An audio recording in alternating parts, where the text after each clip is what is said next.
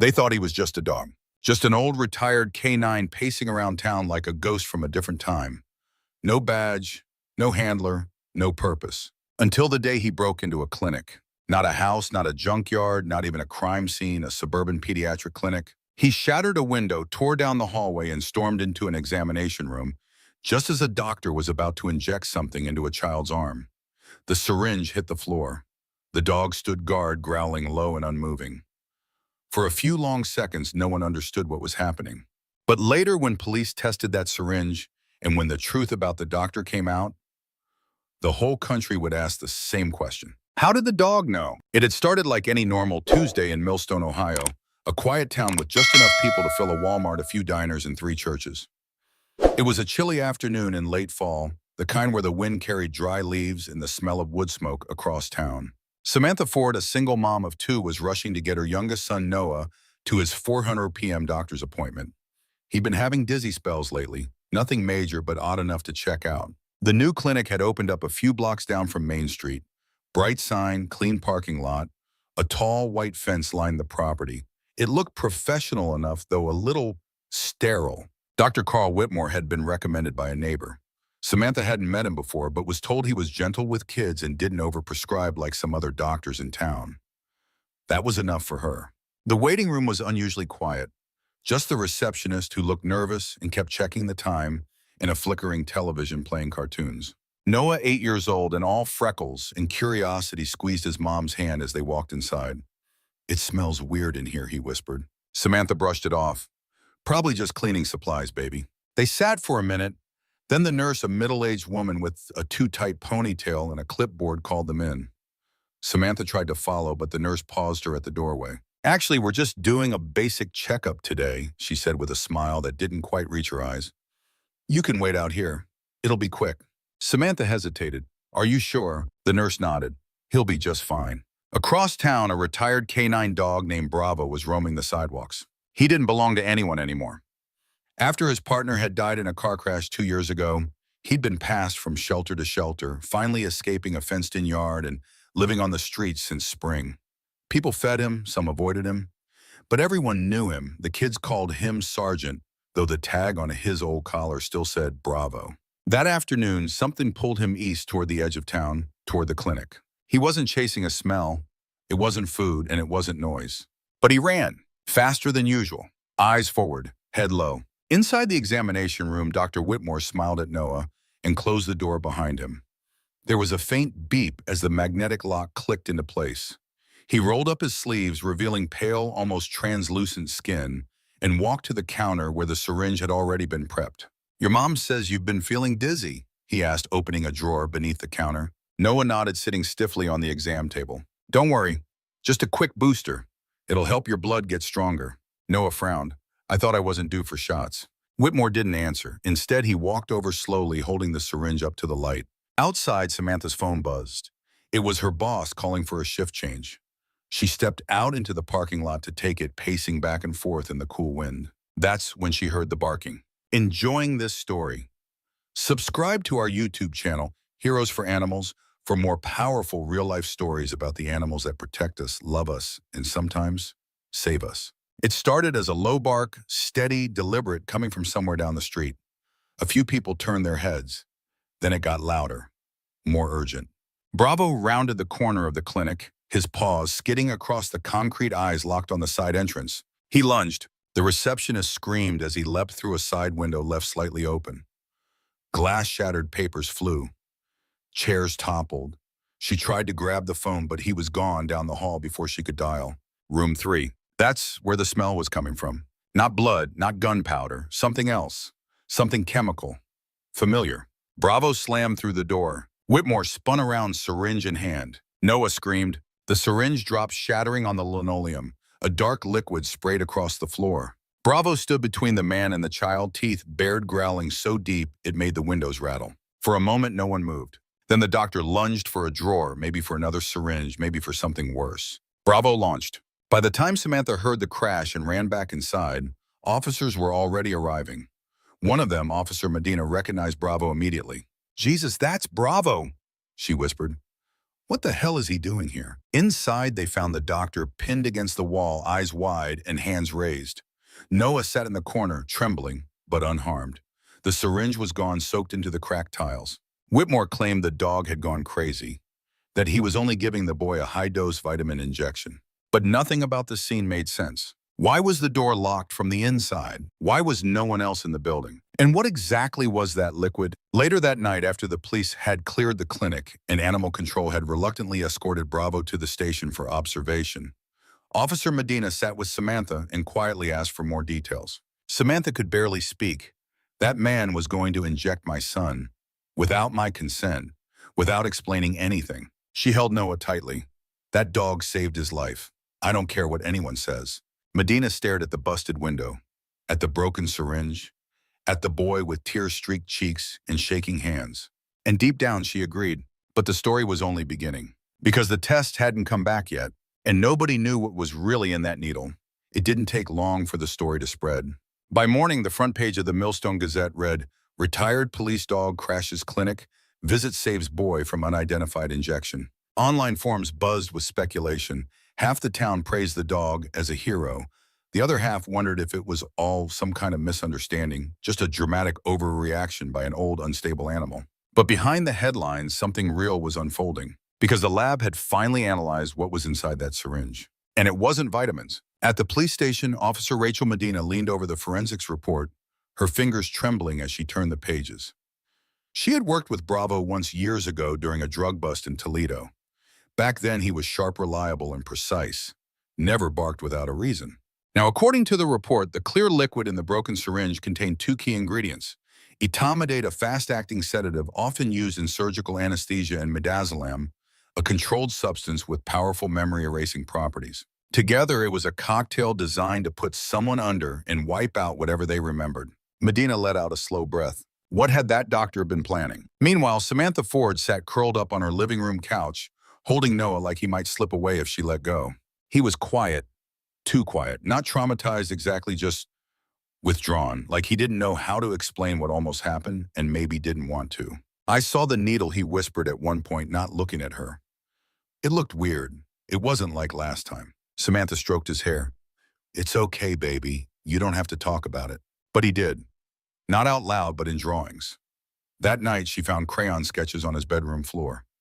One showed Bravo large and snarling. Another showed a stick figure holding a black needle. The word "lie" was scribbled in red crayon across the figure's chest. Samantha stared at it, heart thudding. This wasn't just a close call. Something deeper was going on. Back at the clinic, investigators were sweeping the property. Officer Medina joined the search team mid-afternoon, her eyes scanning every detail. The place was spotless. Too spotless. No files, said one officer, tapping on the empty shelves behind the front desk. Not even a patient list. Everything's gone digital, but he didn't even have a printer. The fridge in the back held only 3 vials. One matched the broken syringe. The others were unlabeled. No framed degrees on the walls, no medical journals, no family photos. It was like a hotel room pretending to be a clinic. That's when someone opened a cabinet beneath the exam table in room 3. Tucked behind a box of gloves was a leather-bound notebook, thick and battered, smelling faintly of antiseptic. They handed it to Medina. Inside were rows of handwritten notes, each one dated with initials and what appeared to be dosages. At first glance, it looked like a list of vaccine records, until she noticed the recurring note beside several entries: induced woe resistance, observed 72 HRs, memory reset successful. Her skin went cold. This wasn't a pediatrician. This was a predator with a license to pretend. The next morning, a call came in from the Ohio Medical Licensing Board.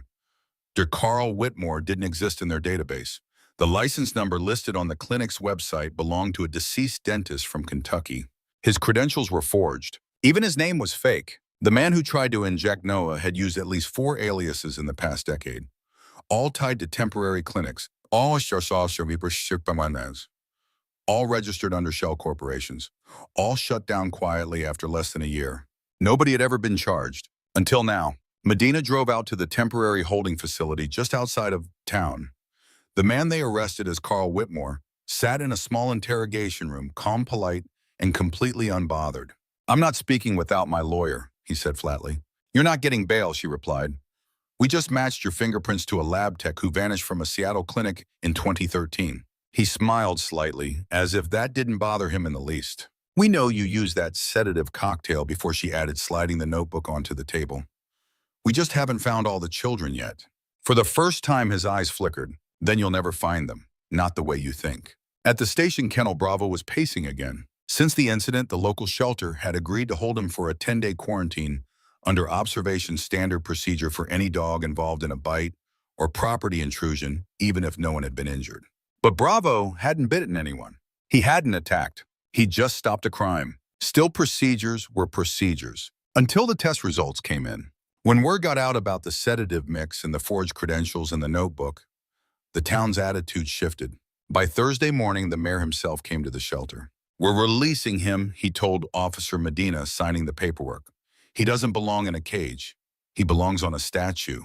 They let Bravo out into the hallway, and for the first time in years, he wagged his tail when he saw someone familiar. Noah. The boy knelt beside him, arms wrapped around the dog's thick neck, whispering something no one else could hear. Samantha stood nearby, tears in her eyes. "Whatever he is," she said softly, "he was meant to find us." That evening, as the sun dipped behind the trees and the sky turned copper and gray, Medina sat at her desk going over Bravo's old canine records. She found something curious. In 2017, during a raid on a private compound in southern Ohio, Bravo had discovered a hidden medical lab, one tied to black market pharmaceuticals. No arrests were made at the time. The lab was empty when they arrived, but the compound's lead suspect had vanished before the raid. The name on the suspect list, C. Whitmore. Different first name, different photo, but the same cold stare. Bravo had remembered. All these years later, through scent, voice, energy, whatever it was, he remembered. And this time he didn't wait for permission. He acted. But one question still lingered. Why Noah? Why this child? Why this clinic? Why now? Medina circled back to the shell company that owned the Millstone Clinic. It was one of dozens connected to a private data analysis firm that had recently acquired medical records from insurance providers. According to that data, Noah had a rare enzyme deficiency, one that affected memory formation. Most doctors wouldn't even catch it, but someone had, and they'd flagged him. Noah wasn't chosen at random. He was targeted. The next day, Samantha Ford was sitting on her porch watching Noah and Bravo nap side by side in the backyard when her phone buzzed. It was Officer Medina. "We just found something else," she said. "There's a second notebook, hidden behind the baseboards in the clinic." "What's in it?" Samantha asked, voice shaking. There was a pause. A list of names with dates, ages, most of them under 10. Samantha held her breath. Some are crossed out, some aren't. There were 27 names in the second notebook, all handwritten in blocky, deliberate letters, each with a date beside it, each with an age. The youngest was 4. The oldest was 11. Officer Rachel Medina stared at the list, the brittle leather cover resting on the table in front of her, her knuckles white around a pen she wasn't even using. Some of the names were crossed out with a single line, others were circled. A few had a red asterisk next to them, and none of them, not a single one, had ever been reported missing. That fact hit her harder than anything else. Across town, Samantha Ford sat at her kitchen table, her phone on speaker, as she talked with Rachel, trying to process what it all meant. But why? Why wouldn't anyone report these kids missing? Samantha asked, eyes fixed on the backyard where Noah played fetch with Bravo. "We don't know yet," Rachel replied. "We've run the names through every database, school records, child services, even state immunization logs. Most of them don't show up anywhere at all. It's like they never officially existed." Samantha's voice cracked. "Then who were they?" "We think—" Rachel hesitated. "Some of them might have come through the foster system, or private group homes, places with gaps, places nobody watches closely." Samantha felt her stomach turn. The idea that someone had built an entire clinic just to target children who wouldn't be missed, it was more than horrifying. It was strategic, cold, calculated, evil. That afternoon, Rachel called in help from the State Bureau of Investigation. 2 agents arrived the next morning. Agent Marcus Cole, a quiet man with tired eyes and a military bearing, and Agent Tessa Grady, who moved like she already knew the ending to every story. They didn't waste time. "We're not looking at a one-off," Grady said, after reviewing both notebooks and the forged medical license. "This is part of a pattern, a network." "How big?" Rachel asked. Cole exhaled. "Unknown, but the same clinic setup's shown up in at least 3 other states over the past 10 years. Temporary lease, no EMR system, no insurance billing, just cash or low-fee community wellness visits. And always near underprivileged neighborhoods, Grady added, places where families are less likely to push back. Rachel clenched her jaw. So this wasn't about money. No, Grady said. This was about access. While the agents built their case, Bravo became an overnight celebrity. Local news crews flocked to Millstone to film footage of him lying under a tree in Samantha's backyard or trotting beside Noah like a furry shadow. People left chew toys and bones at the shelter fence. A bakery even sent over a dog-shaped cake. But Bravo didn't care for the attention. He stuck close to the boy. And if anyone he didn't know came within 10 feet of Noah, he stepped forward just enough to say, "I see you. Don't try anything." Noah, for his part, still wasn't talking much. But at night, Samantha heard him whispering to Bravo. Full conversations, little secrets, sometimes jokes, sometimes fears. He's going to come back. You know, he whispered one night when he thought no one was listening. People like him always come back. Samantha didn't know what to say, because part of her believed it too. By the end of the week, investigators got a hit on one of the names in the second notebook. A girl named Maria G, listed at age 7. The record was old, just a single fingerprint scan from a failed school enrollment in Phoenix, Arizona. Her guardianship had been under a now-defunct private group home called Hope's Creek Family Services. The home had closed in 2019 after a whistleblower reported neglect. No charges were filed. Grady's voice was tight when she delivered the update to Rachel. They think the name Carl Whitmore applied for access to that home as a volunteer pediatric consultant in 2018. No background check required. Rachel felt sick. This man hadn't just slipped through cracks. He had crawled into them, burrowed deep, and set up shop right beneath everyone's noses. And nobody stopped him. Not until Bravo. It wasn't long before the feds got a warrant to search a storage unit rented under one of Whitmore's aliases just outside of Columbus. What they found made seasoned officers step outside to breathe. Inside were 4 steel cabinets, locked, hidden behind a stack of broken chairs and cardboard boxes labeled office supplies. Inside the cabinets, folders, dozens of them, each labeled with the child's first name and last initial. Polaroids clipped to the inside covers, dosage records, behavioral observations, annotations that made Rachel's skin crawl. Subject G responds well to visual cues. Sleep depth improved on second trial. Minor bruising, no reported memory afterward. All handwritten, all in the same tight block letters. And tucked in the very back in a separate envelope was a list of prospects. 5 names, including Noah Ford, the only one with a red star next to it. Rachel drove back to Millstone in silence, her hands gripping the steering wheel until her knuckles turned white. She didn't stop at the station. She went straight to Samantha's house. Noah was sitting on the front porch with Bravo playing with a plastic fire truck. When he saw her, he stood up slowly. Rachel got down on one knee in front of him. "Hey, buddy," she said gently. "I want you to know, you're really, really brave." Noah didn't say anything, just nodded once and went back to playing with the truck. Rachel stood up and turned to Samantha. "We found your son's name on a list," she said quietly, "in a storage unit near Columbus, along with dozens of other files. Medical logs, observations." Samantha's breath caught.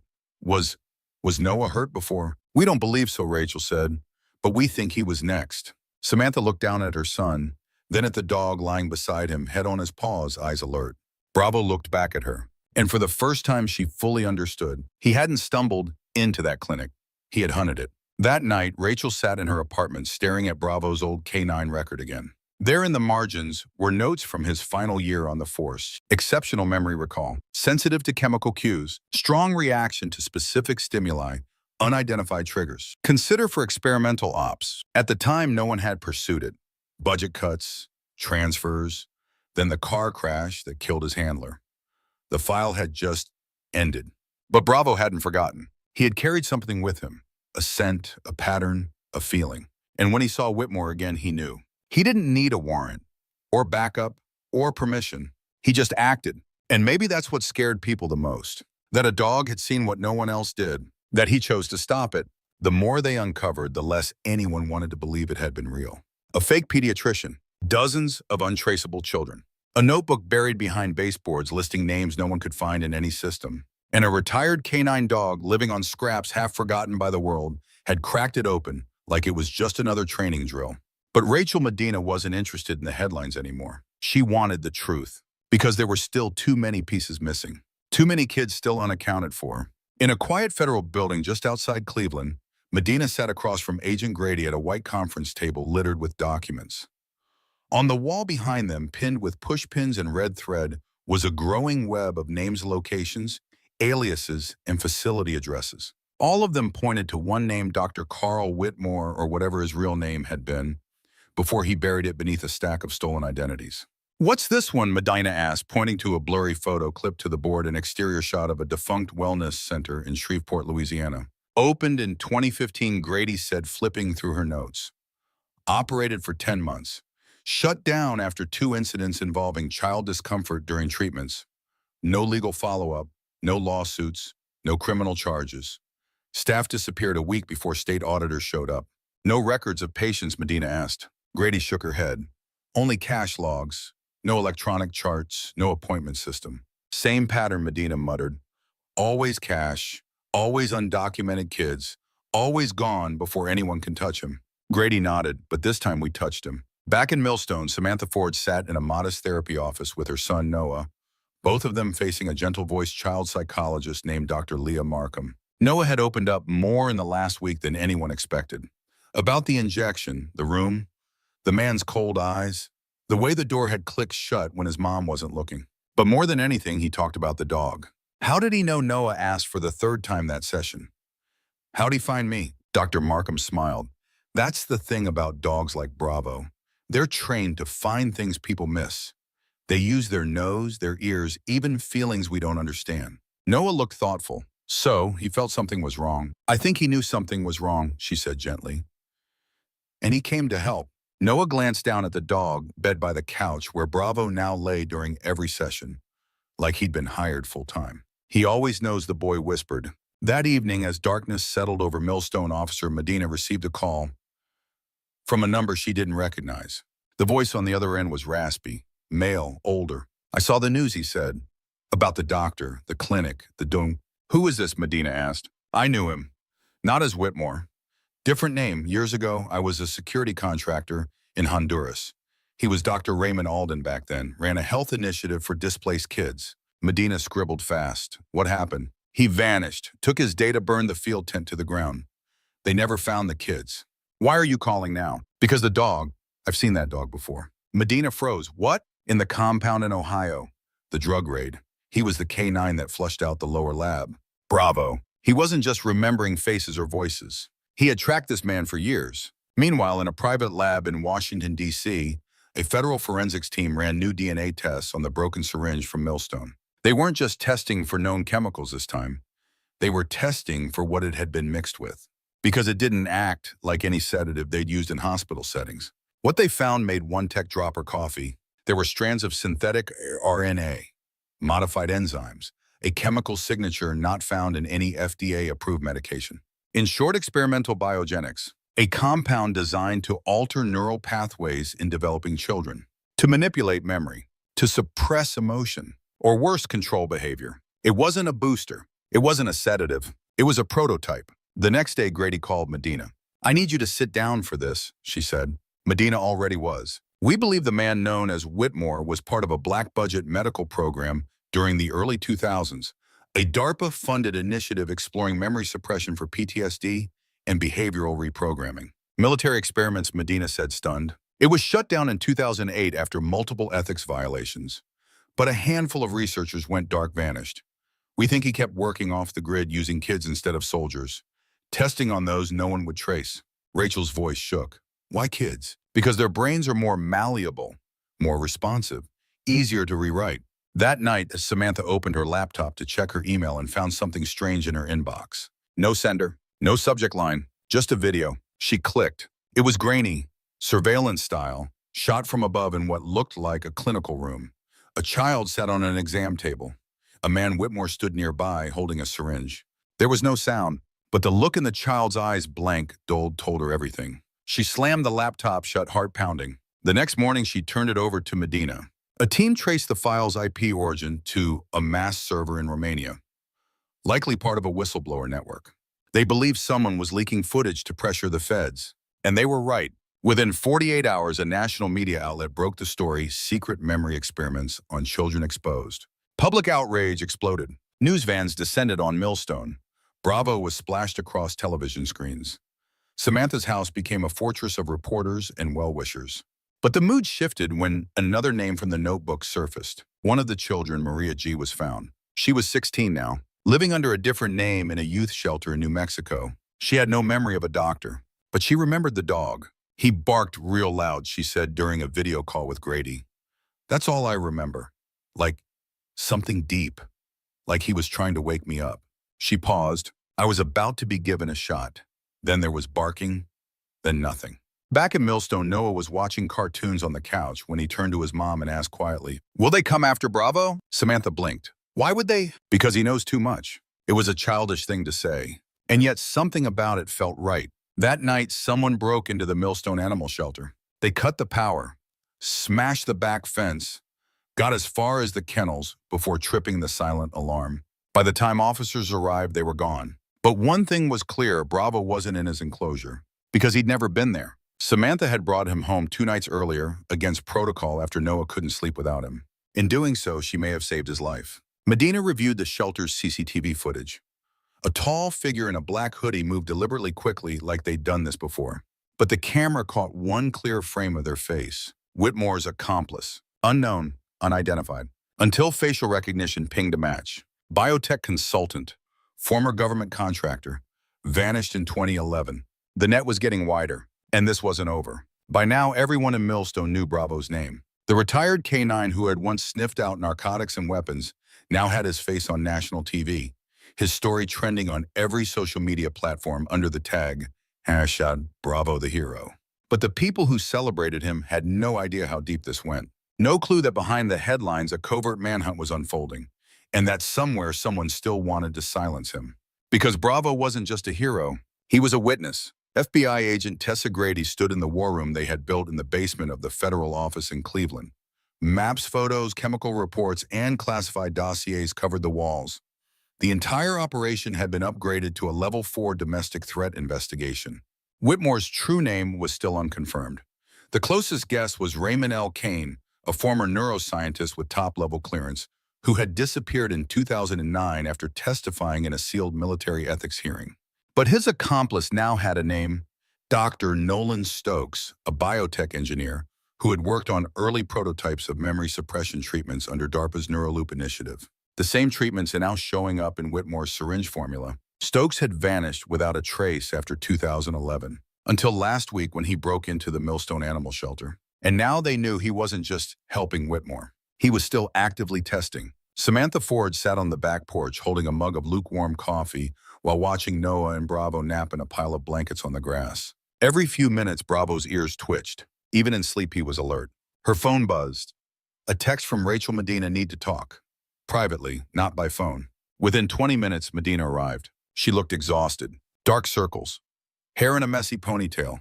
Shoulder holster half exposed beneath her jacket. "I need to ask you something," she said as she sat across from Samantha. "Anything. What if we used Bravo to draw them out?" Samantha stared at her. "What?" "A controlled trap, staged at a secure site, cameras agents bait. We released news that he's been moved for a medical checkup to a new facility outside Columbus. The real location will be hidden, but the decoy will be public. If they're watching him, which we believe they are, they'll come." Samantha glanced back at her son. "You're asking me to put him in danger again." Medina's voice dropped. "He's already in danger." That night, the press received an exclusive tip. Bravo was being moved to a state-run animal behavioral lab in Columbus for further study and recognition. The facility wasn't real. It was a shell, a trap.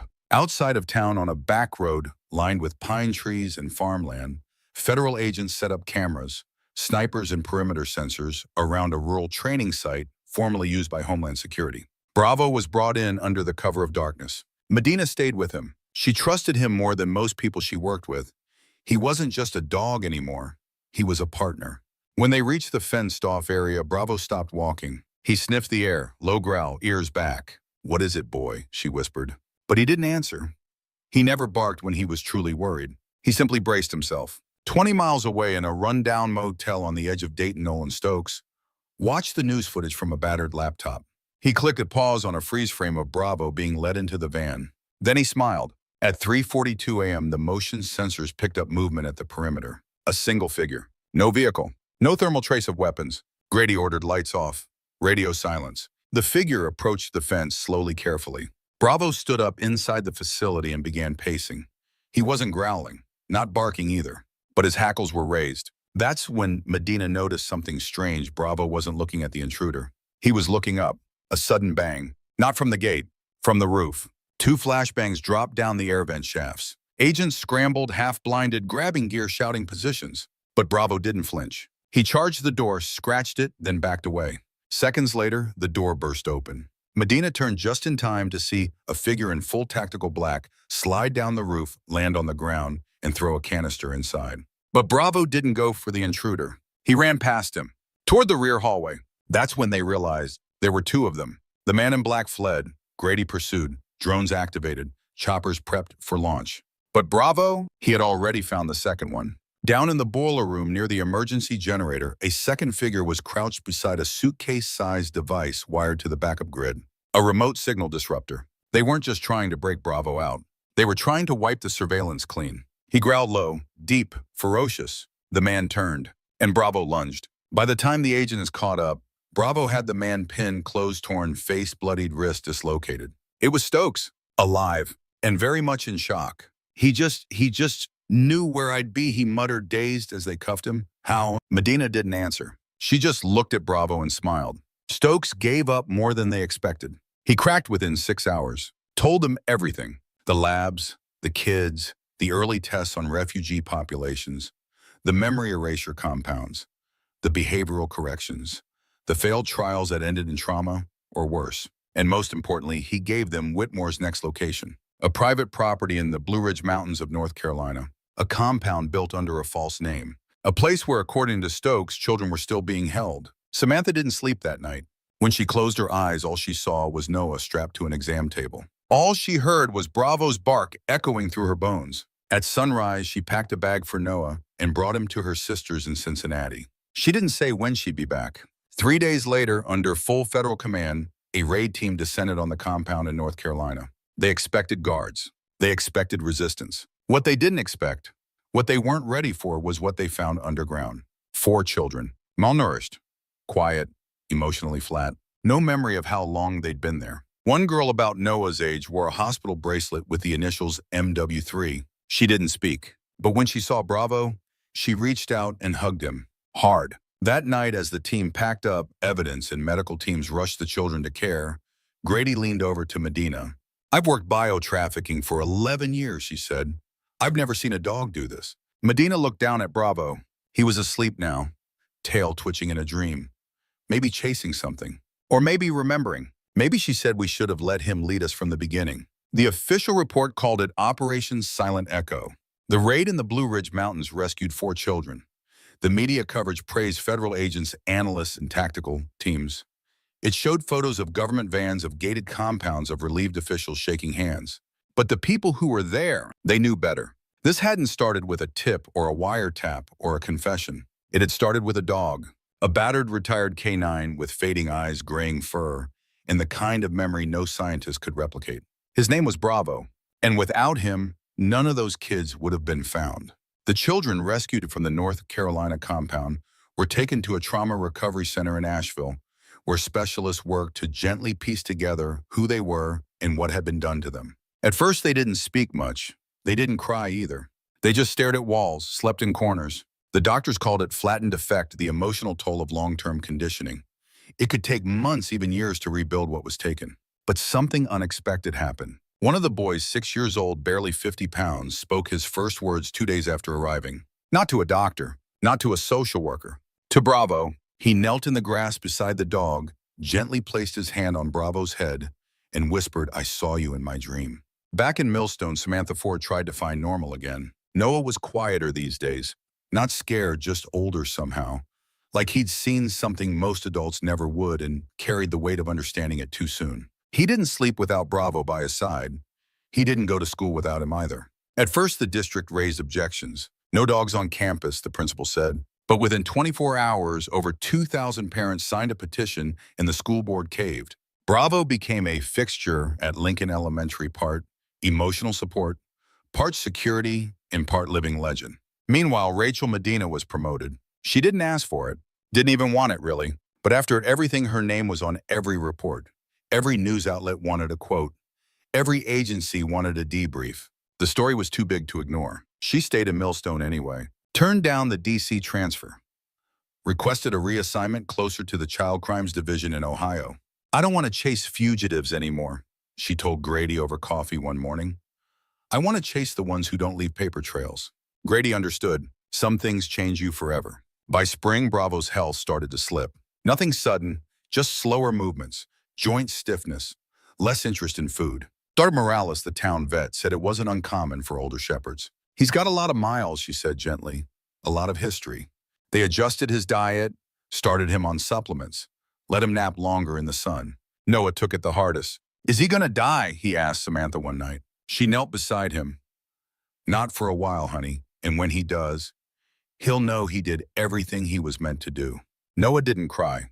He just leaned into Bravo's side and whispered, "Please stay." That summer, the governor invited them all to the state capitol. A ceremony was held. Bravo was awarded the Ohio Medal of Civil Valor, the first animal in the state's history to receive it.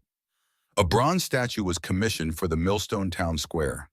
It showed Bravo in motion, head low, eyes forward, guarding a child. Samantha stood in the crowd holding Noah's hand. He didn't smile for the cameras. But when Bravo sat beside him, tail thumping, the boy leaned over and kissed the dog's nose. That was all that mattered. 2 weeks later, Bravo collapsed in the backyard. He wasn't in pain, just tired. They rushed him to Dr. Morales' office where he was stabilized and kept overnight. Medina came. Grady called from D.C. People from all over the country sent messages, letters, donations. Some even drove cross-state just to sit outside the vet's office and pray. And inside, Bravo slept peacefully, head resting against the Noah's leg as the boy whispered stories and promises and thank yous into his fur. The town was holding its breath. But Bravo wasn't done yet. He made it through the night, made it through the week. And one morning, as sunlight spilled through the windows, he stood up on shaky legs and walked outside without help. Noah and Samantha were there. Medina, too. He looked around like he was checking the perimeter. One last time. Then he lay down in the grass, nose lifted to the breeze, and closed his eyes. And this time he didn't wake up. They buried him behind Samantha's house beneath a large oak tree with a plaque that read Bravo. He remembered what we forgot. A week later, the school held a remembrance assembly. Children wrote letters, drew pictures, lit candles. One little girl said, "He saved kids without even talking." Another said he was the only one who knew. Medina kept working cases. She now specialized in cold cases involving missing children, especially those from broken paper trails, unregistered homes, defunct group placements, failed foster reports. She kept Bravo's tag on her desk. Some nights she swore she could still hear that low growl in her dreams warning her, pointing her in the right direction. And she always listened. As for Noah, he grew. He healed. He never forgot. Every birthday he left a toy under the oak tree. Every night he whispered goodnight into the breeze. Every time someone said dogs were just animals, he smiled and shook his head. Because he knew better. He knew the truth. Bravo wasn't just a dog. He was memory. He was instinct. He was justice. And when everyone else forgot what was hiding in plain sight, he remembered. Thank you for following Bravo's story here on Heroes for Animals. These stories will remind us that courage doesn't always come from humans, and that sometimes the ones who save us walk on 4 legs.